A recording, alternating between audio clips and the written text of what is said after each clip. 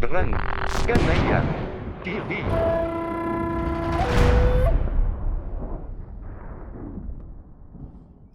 I came across something. Yeah. Came across something on eBay, and it sort of unraveled into more and more Grand Canyon findings, Grand Canyon historic findings. Ooh, okay. So I'm going to share it, and it's the only one I could find. Really? So we got to be careful with it. It's the only time I've ever seen this. It is the only one of this I've ever seen. I didn't pay an insane amount of money, yet for what it is, I'll just say what it is. The reveal. Okay. This is one page of a magazine. Oh, whoa. I bought one page of a magazine on eBay.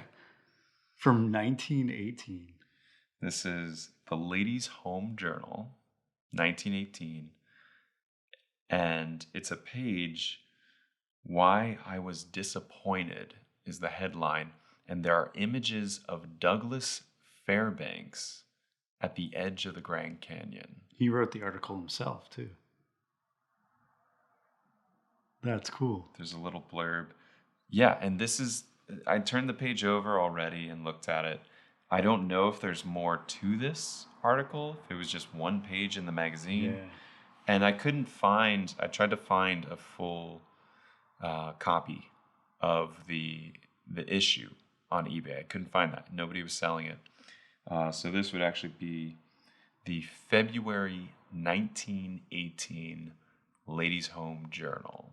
Yeah, so if anybody knows what happens on page 19 and further, because this article, the Douglas Fairbanks article, it's on page 18, but it's the left side of the page. So that leads me to believe it would be a spread, you know, that there should be a right side of the article. Could be. So, because, yeah. Could be. So the images you can see already, the images that we're looking at, too, if you're just listening to a podcast version of this, is we have images of Douglas Fairbanks and a friend on the edge of the Grand Canyon, and he's doing all kinds of stunts. Douglas Fairbanks was a silent film star. He was born 1883, which is the same year that Ladies' Home Journal began, 1883. Oh, isn't that also Life magazine? And Life magazine, yeah. So yeah, 1883, a couple magazines started up. Now, Douglas Fairbanks, I think he was just starting to become a star because Fairbanks is known mostly for The Mark of Zorro, 1920, and Zorro being a character throughout the Southwest, you know, kind of like leading us towards that golden age of Westerns, which isn't going to come yet. You know, we're in early Hollywood. It's not until we get into the talkies and John Wayne and those John Ford Westerns. But these are probably the movies that are going to inspire that. Yeah, I mean, there were like some silent film Westerns, but yeah, they were more, I don't want to say like romantic, but they were much more like based in sort of like public domain or biblical stories. Like a lot of the early silent films are like biblically inspired. Yeah. There's the Great Train Robbery. It's, you know, that famous Bible story, the Great Train Robbery. that one where, you know, it's from the New Testament. It is. It's, you know, Peter's on his way to Rome, and who's on that train? Judas. Ooh. Judas just, you know, he's trying to bring the gold from Jesus's cave all the way to Rome to set up the Vatican. Wow. Is this a pitch? Yeah. It's now turned into a pitch for a biblically inspired train robbery. But it's like, oh, but what if it's instead of like an actual train, it's like a caravan train of like elephants and stuff. bringing all the gold from Jesus' tomb to start the Vatican up. Yeah. And then Judas and his evil followers are trying to take down the caravan. It's just called Caravan. Caravan. I like it. Speaking of trains, Yeah. there's a train that goes to Grand Canyon, the Grand Canyon Railroad. Now, I saw these images. I bought this page of the magazine a couple months ago, and I'm going to get back to trains. Don't worry, I got a plan. Well, I saw this page, and I kind of looked at it. I was like, that's interesting. But I wanted to do a little more research on Douglas Fairbanks, known for Mark of Zorro, 1920, Robin Hood, 1922, Thief of Baghdad, 1924. Thief of Baghdad's probably like the big one. Like that was like, had some of his like best stunts in it. He becomes famous, and known for stunts. Yeah. So it doesn't surprise me as I do more research that, okay, he's displaying all of these crazy stunts on the Grand Canyon. Like, look at that. Like, he's a Lang. This says, so yeah, let me read this because I'll read his little caption here. Yeah. So the headline is Why I Was Disappointed by Douglas Fairbanks himself. I can define my disappointment in a sentence. I couldn't jump it.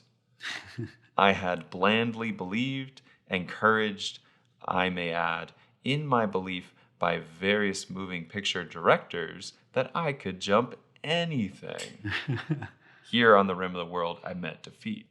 So he's referencing that he's doing stunts in the movies. Remember, this is February 1918.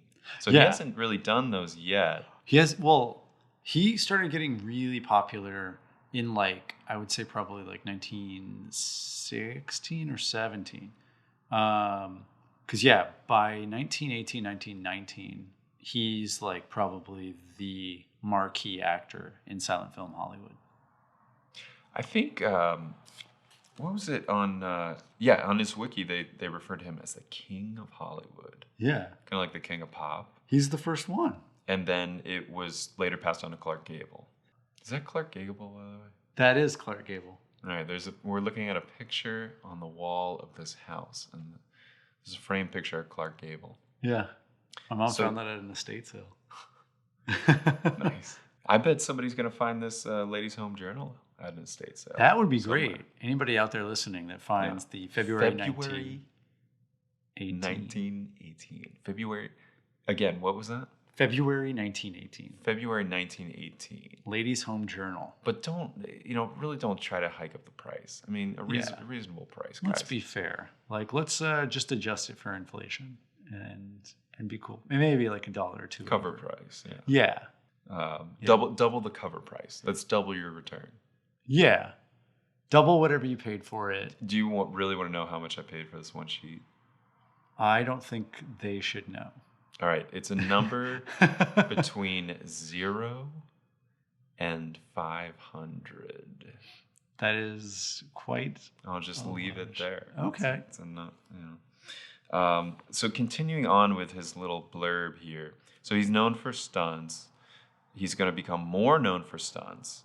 But he's already he's on the edge of the canyon and all this stuff. So he's talking about, I believed I could jump anything. Here on the rim of the world, I met defeat, and I went down gladly. Impressions? ? Unconveyable. A very famous man has explained that when the Creator made the Grand Canyon, he said, he failed to make a word to cover it. I am comforted by the thought that mine is not the least deficient vocabulary. So he's trying to describe Grand Canyon. Yeah. And people have, it's a thing. When you look back at historic writings of Grand Canyon, everybody's trying to describe it. What do you call it? How do you put it into words? And I think it is somebody like John Wesley Powell or Clarence Dutton or Theodore Roosevelt. One of these guys said something along those lines. There's no word to describe it. Yeah. How do you know the unknowable? Just go see it. And this guy's being cheeky as hell. Oh, because that's Fairbanks. He's like, disappointment. Come on. Let me let you know how much of a letdown the Grand Canyon was. Because he couldn't jump it. So continuing on. As for my companion Jones, it was quite different. When I asked him what he thought of it, he replied, "The canyon? Oh, the canyon's all right. Only my camera ain't big enough." It's so true. Even back then with those gigantic, like... He says it was a 4x5 camera. Yeah. Truly, I felt for Jones.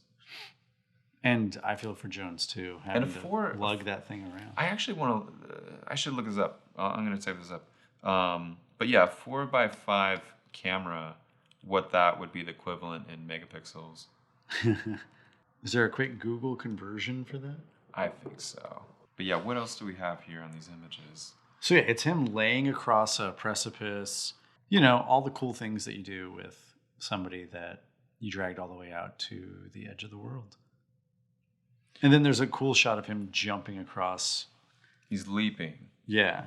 And I actually found, there's a postcard I found on eBay that said "Leap of Faith" from Fairbanks Point. So you found that about Yosemite? In Yosemite, yeah, there's a peak. There's like a famous photo of him doing like a headstand or a handstand. And I guess they named the peak that he took that photo on in Yellowstone, Fairbanks Point. Or Fairbanks Peak or something like that. Yeah, so this is the postcard. I'll show it on the screen if you guys are watching, or if you're listening. But it's like a canvas, kind of like one of these old postcards, and it says, "This spectacular leap was performed by a park ranger at a point known as Douglas Fairbanks Rock, about 5 minutes walk east of El Tavar. The jump is 12 feet from rock to rock, as indicated, with a 2,000-foot drop below, though the Colorado River flows a mile below the canyon's rim." So what they're saying is if he were to fall there, that would be a 2,000-foot drop. I think it's a little bit of a stretch. That's in the postcard. Yeah. But this seems like it became a thing. So Douglas Fairbanks was like the star of the day. Now then somebody's like, "Oh, let's make a... I saw that article in the Ladies' Home Journal. Let's go jump it. Let's go jump it. Let's get that photo," which is still to this day, people go out and they try and to do get this there. jump. No, I got to look this up. I don't know exactly where that is. They say 5 minutes east of El Tavar, so that's what throws me, because this looks like an area like he looks like he's kind of along the rim trail walking west of El Tavar. West of Bright Angel Trailhead, you have the worship area, and there's like some limestone like this, and there's a fault line, and that's what it feels like to me, the area he's in. You can look behind him, you can see Plateau Point down below behind him, but the postcard that I found, it says east of El Tavar. So now I got to walk the rim. That'll be a follow-up video. I'll take the postcard and I'll try to find this Douglas Fairbanks rock they're talking about. You know, maybe that was smart of them on the postcard to put the wrong directions. That way people don't go and try to recreate it. Could have been like a safety precaution. Yeah. It's like when Instagrammers don't tag the location. Right. Or they put "@me" and then you just, yeah, you can't find where they are. So, and it's fun to look at this stuff too, because, we talk about today, like, oh, Instagrammers are ruining everything. This has been going on for over 100 years of people doing ridiculous photos on the edge of the canyon. Yeah. So yeah, what is the captions? We've got, I'm curious who this Jones guy is. If that's an inside joke or something, who Jones is. We got to look at maybe some of his film collaborators, if there's somebody called Jones.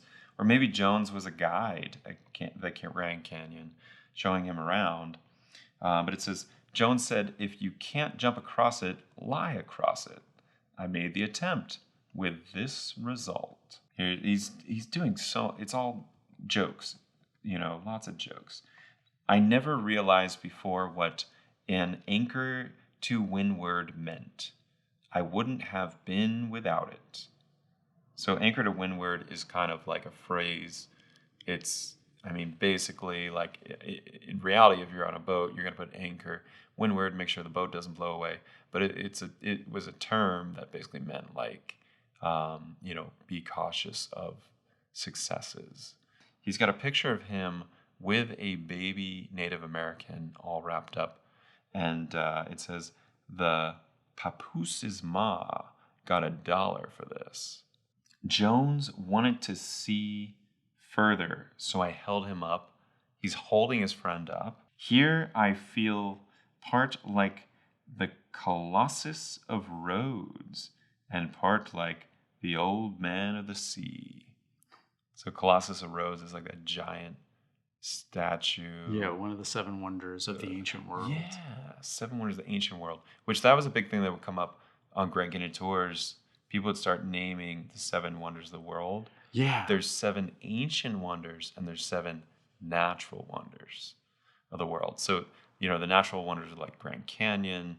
You've got the Great Barrier Reef. You've got Victoria Falls in there. You've got the Bay of Rio in there. You've got that volcano Paracutin in Mexico.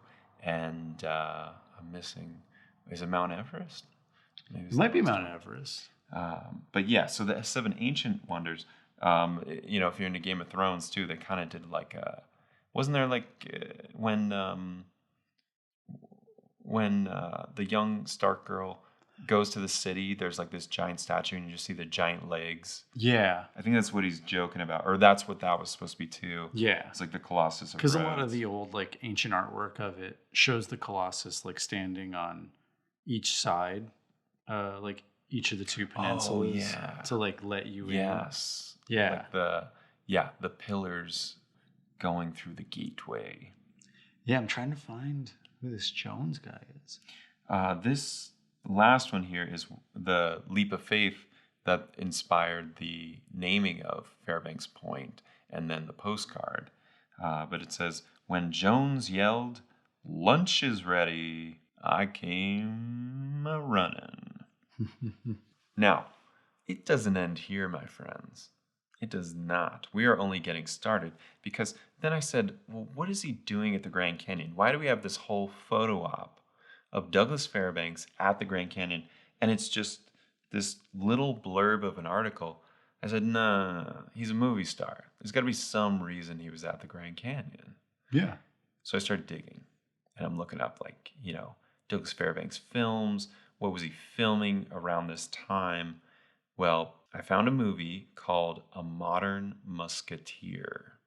Silent film. Modern Musketeer was filmed in the fall of 1917, released December 30th, 1917. This article comes out 1918, right? So like 2 months after the movie. Well, the movie was a huge success. It was a blockbuster. People said the plot was a little thin, but it had some cool stunts. Mm-hmm. And I watched the film. I watched the entirety of the film, and it's the story of this guy who the beginning is really boring. But basically, he ends up at the Grand Canyon. I'll do a whole review of the film at some point, and I'll show you the Grand Canyon scenes. But he maybe I can splice some into this too. Yeah. But it's a silent film. This guy ends up at the Grand Canyon, and they like put a car on railroad tracks, and they then drive the car to the actual Grand Canyon station, at the south rim of the Grand Canyon. You got footage of it. You guys are looking at footage right now of it. And so, yeah, he gets out. It's the same train station that is standing there today. They then go up to El Tavar Hotel. They walk inside of El Tavar Hotel. And, similar shot to what you have years later. What would it be? 50 odd years later for National Lampoon's Vacation. Oh, yeah, like 70 years later. The shot outside of El Tavar. And so it's really cool to see that they captured that 1917. Yeah. This is also when America got involved in World War I. Oh, yeah. 1917. So these guys, well, clearly they didn't get drafted. They got deferments, or they conscripted some people to go in and fight for them. Or they pushed to make the film to avoid getting That's a drafted. smart one. They said, quick, let's get a film going. Yeah, let's look, the script's not finished we were rewriting the beginning, and Douglas Fairbanks was like, no, it's fine. We'll backload it with a bunch of stunts. It'll balance out. Yeah. Let's go now. And yeah, put this car on the railroad track. Started filming fall of 1917, and it's released December 30th. So they must have been like dispatching like the reels immediately to go get edited, or there's no sound to edit. Or maybe not. Yeah, maybe they just shot it all in like a week, and then we're like, all right. They could do a quick edit. But yeah, it's crazy to think that today. Yeah. Like the amount of time that goes into a film these days. Into post-production alone. Yeah. The post, the sound, the Foley, the score, the color correction, the editing, processing, special effects. The whole hype campaign you got to build, 2 teasers, a trailer, like an augmented reality game. Yeah. Your fast food tie-ins, all that stuff. Like a Modern Musketeer coming out now, it would be some like, teaser trailer where it has like some slow piano playing. I found a lobby card online. So this is a lobby card from a Modern Musketeer. And that is actually the El Tavar Hotel behind them. The barrier of wealth is forgotten. It's a tagline. Yeah, I think it has something to do with like this girl gets kidnapped. When they show up to the canyon, this girl gets kidnapped and he's got to save her. But he's doing all kinds of crazy stunts. He's climbing up like the onto the roof of the El Tavar Hotel. They got all this footage at the edge of the canyon. You can see shots that are probably around El Tavar. And then there's other shots. It looks like they went all the way out to Desert View. So that's the east end of the South Rim. And you can see very clearly, you can see Cedar Mountain behind them. So that might be a whole other project. I go and try to match the shots from the film and show you what it looks like today. And even try to find like a tree. Because a tree would be the coolest thing, in my opinion, to see like a tree that was in the shot. Is that tree still standing today? That could be cool. See if maybe there's some initials carved into it. A little DF. A little DF for don't follow. Yeah, don't do what I did. You were looking up stunts, and what was that YouTube video called? Original part. Somebody made a cut of Douglas Fairbanks stunts in The Mark of Zorro, and then saying early parkour. This is how parkour started. Because he's just bouncing off the walls. It's stunts, and I guess that was kind of the fun of film, because Fairbanks, I believe, started in theater. Like a lot of silent film stars, they started in theater. Yeah, he worked a day job where he was like working on Wall Street. Really? Yeah. New York City. Yeah. Wow. And then when he went out to Hollywood, was doing like, handsome guy roles, like just generic handsome guy things, until they noticed that audiences reacted to him being like very athletic and like being engaged with how like spry he was and how physical he was. And so they just started amping it up, and then he kept pushing himself more and more. There was like some cool stuff about how he would train himself to do short distance jumps where he would jump higher and higher, but on like less of a wind up. So it's like he would almost running, instead of running into a jump, he could do it from like a dead stop and lift higher. So he had this like little makeshift thing that he called the horse, and he would just like ratchet it up a little bit and then try to flat jump over at each jump, because the dude was only 5'8". Really? Yeah. He's an innovator. Yeah. He's these are the guys that are considered like the founding fathers of Hollywood. Yeah. Right? Like, because he ended up being in the United Artists.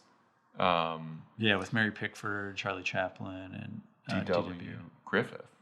the D.W. Griffith was already going at this point, and he had already started a race war in America with his film Birth of a Nation. Chaplin, Mary Pickford, Douglas Fairbanks, D.W. Griffith, and they all kind of like come together, create United Artists, which is still around today. It's gotten kicked around quite a bit, but yeah, it's been reopened and given a fresh coat of paint, and they do that every few years. Somebody folds it, like somebody buys it, folds it, and then they break out the label once again. Like Tom Cruise at one point owned it. That's a good connection because Tom Cruise is kind of like that Douglas Fairbanks. He started, you know, doing handsome guy roles. Yeah. And he's like, I want to do stunts. And then gradually got more and more insane with his stunts. And now he's like in the next Mission Impossible movie, which I think is the 7th one. They want to shoot something in like, not quite space, but like, yeah, he wants to do something in like, is it high atmosphere or low atmosphere? Just above like Stratosphere. zero gravity. And like you lower stratosphere sounds something like that. Because I know with that Mummy movie, the plane crash that they did that in like when they got high enough altitude to do like low gravity. Zero G plane. Okay. So this next Mission Impossible movie, the Dubai Tower, where he's actually hanging off of the Burj Khalifa. Yeah. Which, for you Grand Canyon people, that Burj Khalifa, 2,722 feet tall, can't hold a candle to Grand Canyon. 5,000, 6,000 foot drops at the Grand Canyon. Damn. Talking about these stunts. Yeah. One last rope I want to tie into this big knot is Zorro. So Fairbanks, he read about Zorro, and I believe Zorro was created in 1919, the same year that Grand Canyon became a national park. Zorro was created. Zorro was a character who fought for indigenous people. Oh. And he wore this mask, and he wore all black. And he's running around the Southwest. And yeah, just fighting for the common person, fighting for indigenous people. Well, Zorro, the movie then, The Mark of Zorro, was, I read that it was adapted by Douglas Fairbanks. So I think he read this book, and he's like, oh, let's take that character. Yeah. Let's put that on film. Zorro blows up. It's a huge success. I think these movies made millions, and their budgets for these movies were like, $10,000 to $50,000 budgets.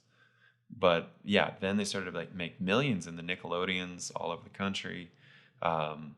Everybody paying a nickel to go see these, and so yeah, this is like the age where they're seeing like there is money to be made. Yeah, movies. It's a gold rush. Its own gold rush. It is. And yeah, years after, wow, just like we're in a Bitcoin crypto rush right now. Yeah, it always reinvents itself. There's always a new way to be a pioneer. So anyway, I bring up Zorro enthusiastically because Zorro is going to be the inspiration for Batman. Oh. So Bill Finger, the guy who creates Batman, has said in interviews that he was inspired by Zorro. And you'll notice in almost every Batman comic, movie, that it's always when Bruce Wayne is in the movie theater with his parents, they're seeing a Zorro movie. So the original creation of Batman was created in 1939 by Bill Finger, and he was seeing The Mark of Zorro, the 1920 silent film, The Mark of Zorro, and then comes out of the theater and his parents are killed. And so the idea is that Bruce Wayne is inspired by Zorro to become this caped crusader with a mask who, dresses in all black and helps people in need. Yeah. So it all comes back to Douglas Fairbanks. Yeah. And 1919 in the Southwest. It's like a weird nexus of energy there. Which, something I am going to do a video on is I've been doing a lot of research into this. I've been looking up comic books that have scenes at the Grand Canyon, and I'm trying to nail this down, but I am quite certain that Batman is the first superhero to ever go to the Grand Canyon in a comic. Of course, comics are older than movies. Yeah. Well, I guess not these movies, but we had comic book superheroes before they were ever movie superheroes. So the first superhero ever, I found a Batman comic from 1946 where him and Robin go to the Grand Canyon. No way. And I cannot find anything older than that. There are comic books older than that show Grand Canyon, but not a superhero comic book. You don't have like Aquaman showing up at the Grand Canyon. Yeah. And I think Superman like flies over it, but there might be a comic where he touches down there. But I'm saying like the first comic book superhero to visit Grand Canyon, Batman. No way. Oh man. Can't wait to see where that goes. Yeah. We'll see. Is there any final notes on this A Ladies' Home Journal article? How long was Ladies' Home Journal in publication? Didn't it like just die recently? 2016. 1883 to 2016. Okay. Ladies' Home Journal, rest in peace. LHJ, we'll never forget you. It's hard to end these things. It's really hard because I feel like I'm leaving something out. I got tabs open. I got tabs open on the computer here. A lot of tabs open. Oh, you know what I wanted to say? This is my final thoughts on this article. Are these photos that perhaps Fairbanks took during the filming, because they were spending time at the Grand Canyon filming this movie? Did they perhaps take these photos saying, hey, we're going to have to market this movie. Right. Let's do some photos that we can then release. Do some press for it. Or was it that the movie blew up so big, people said, who is this guy? People knew about him, but now I bet a lot of people knew about him after A Modern Musketeer came out. And so then was it like Ladies' Home Journal reached out and said, hey, that movie was incredible. Let's get you back on that. Let's get you on a train. We're going to get you on a train, the next train to Grand Canyon with a photographer. And this guy Jones, he's going to be your guide. And we'll put you guys up at the Tavar Hotel, give you a nice dinner. And, just go shoot some photos. Write a story, Doug. Yeah. Yeah. Doug, we're going to commission you to write a story about how you feel about the Grand Canyon. You spent so much time there filming such a wonderful movie. Douglas, please, will you just hop on this train and go write a story for us? Here's a 4x5 camera that this man Jones is going to go ahead and tote around.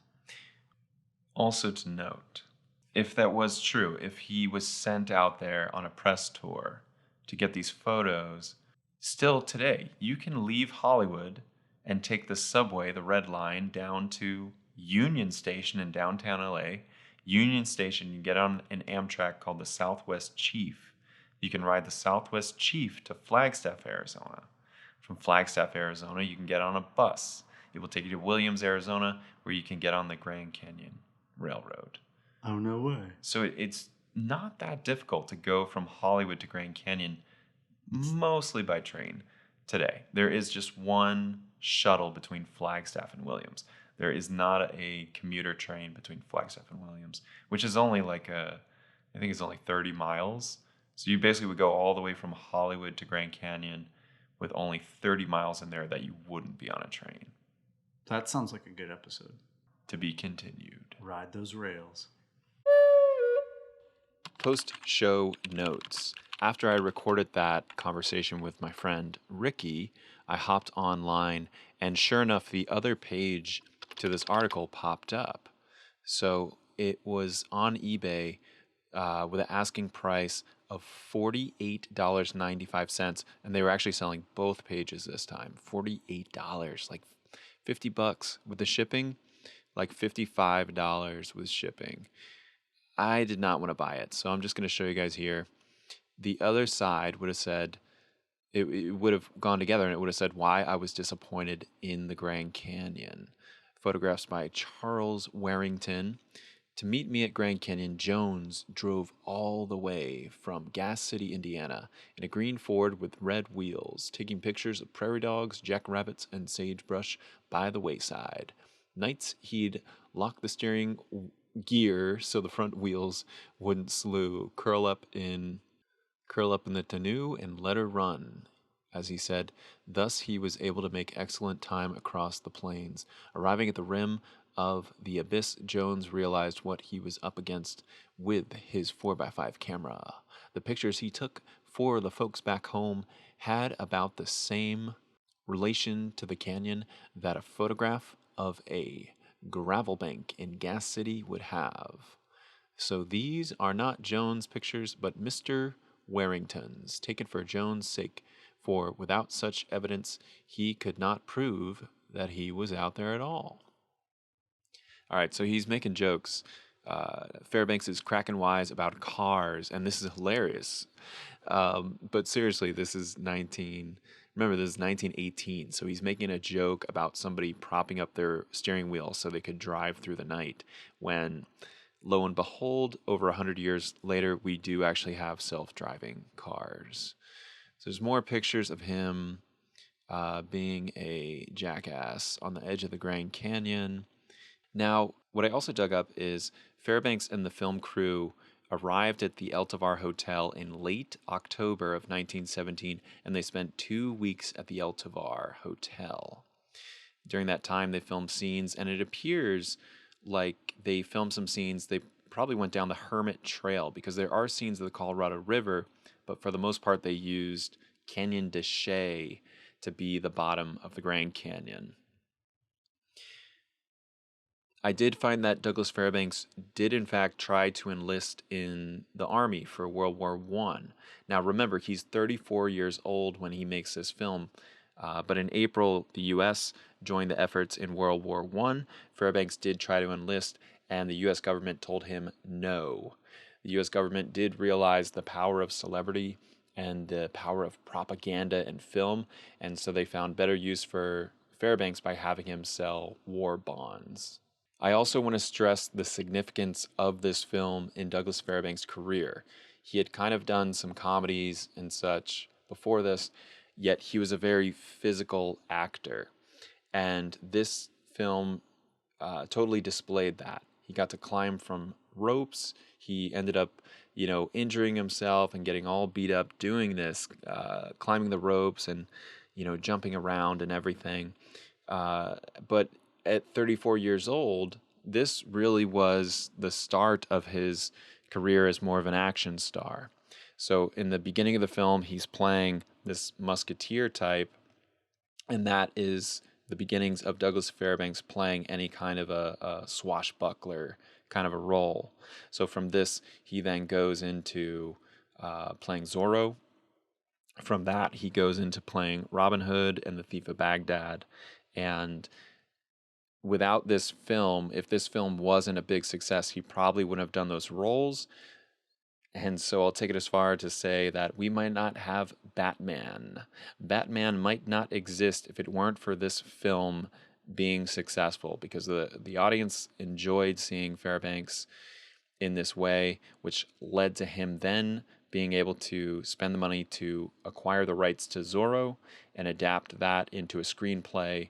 1920, he plays Zorro, and then a man named Bill Finger sees that film and over a decade later writes the character of Bruce Wayne, who Bruce Wayne is seeing The Mark of Zorro at the movie theater, and when he comes out, his parents get murdered. Thus, Bruce Wayne is inspired from having just seen The Mark of Zorro to become this caped crusader. I also found that Fairbanks, his whole concept of saying he was disappointed in the Grand Canyon was his quote. He was disappointed that he couldn't jump it.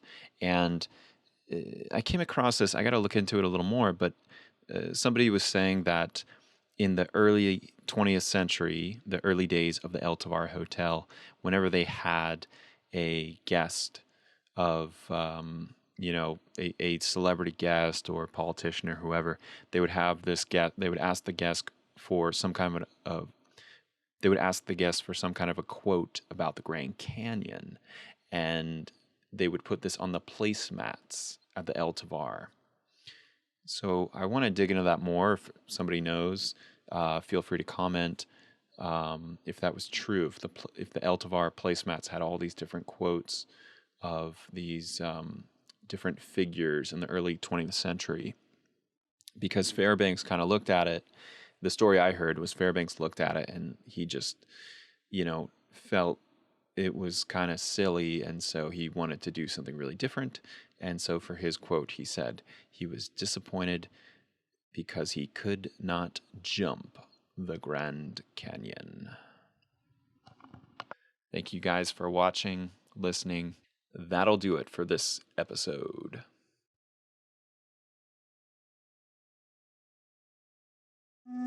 Grand Canyon TV.